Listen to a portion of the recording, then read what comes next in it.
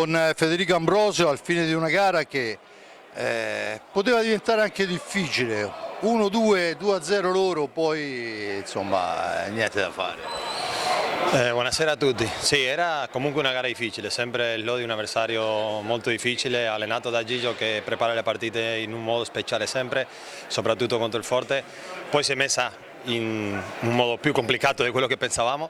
Siamo stati bravi ad avere una reazione subito, a mettere le cose come volevamo, come abbiamo preparato in settimana. Finalmente abbiamo una settimana per lavorare a modo. Siamo contenti del risultato, ma soprattutto della prestazione, dell'intensità, di quel che si è visto per forse 48-47 minuti. Proprio di questo si parlava prima della gara. Il Forte dei Marmi è una squadra che quando gira ha una velocità ma anche di esecuzione, perché abbiamo visto dei gol in una frazione di secondo veramente molto importanti.